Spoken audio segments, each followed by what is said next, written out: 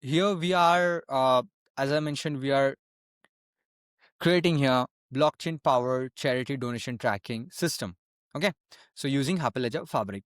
So what are the use case? Let's try to understand the use case. What exactly we are trying to uh, create? Which type of platform will we are trying to create here? So there are the stakeholders.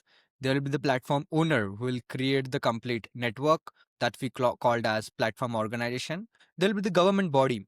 Government body is responsible for onboarding the banks, onboarding the NGOs, onboarding the private fund creators. All this will be get created with the government. Okay, but for easy operations, what I did initially, there will be the two organization. Okay, so we have beneficiary, donor, private fund creator, NGOs. Private fund creators and NGOs, I'm creating as a treating as a one entity as of now. Bank is a separate entity, government is a separate entity.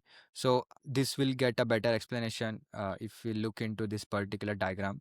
So very simple diagram is here. So here what we are doing, see, this is my network. Okay, this will be my network where I have total three organization. So I have basically here organization one, organization two. So this is my default organization, let's assume. So organization one I am treating as a platform org. Using organization one, I can add a new organization in my system, that is organization three. That I am treating it as NGO. Okay, so this is the steps what we have did in my implementation as well. That's why I'm explaining in this structure. So by default, there will be two organization. Then later we'll add one more organization called organization three, and I will treat that organization three as NGOs. Okay, NGO organization.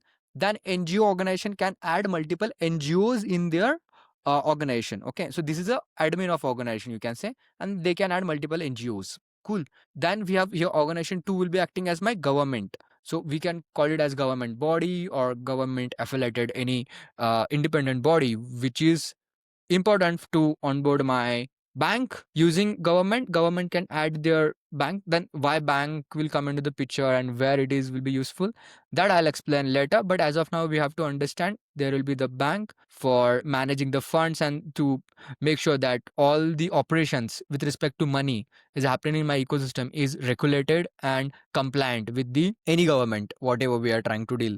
Maybe we are implementing this in USA, Australia, or America, or in India, right, or any other country. So to make sure that money related stuff is monitored properly, that's why we are adding government and bank in the ecosystem. So at the same time, using government only, the donor will get added. Why with the government? Because donors are mostly the citizens of any country, and citizens are always linked with their government, be it through their PAN card, through their Aadhaar card, voter ID, whatever it should be, right? So to make sure that this is a valid donor, so we have to make sure that who is putting fund in my ecosystem. So that's how this will work. And then how it is get benefited to the end consumer, that will be decided through NGO can redeem the fund directly, or they can transfer. And there will be the more complexity we can add going further.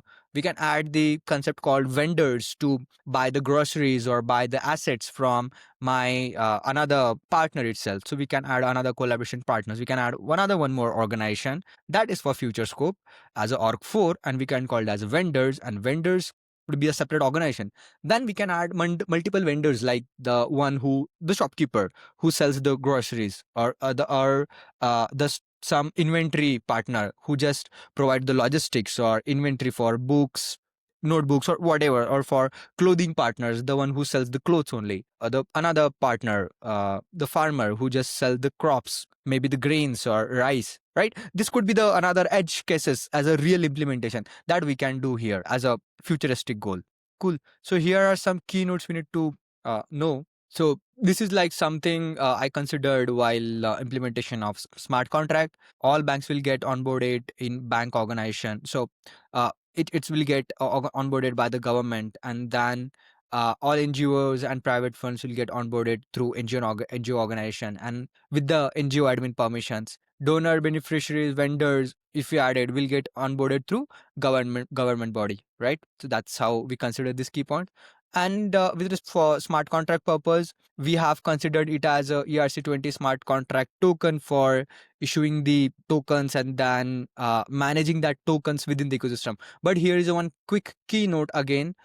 This is a private network, right? So when we are saying ERC20 token, so does it really mean I gonna use my Open Zeppelin ERC20 smart contract here? No, absolutely no, because that is my public blockchain environment. I cannot use that smart contract code directly here. That's written in Solidity. So we are using the structure. We are using the way it is written, right? The burn concept, the issue concept, issuance of token, the transfer of token, the concept we are using. We are not using the coding, whatever we did in the earlier actual, or we can say the public blockchain smart contract logic. That's implementation wise we are trying to use here. So yeah, this is all about today's video. See you in the next video.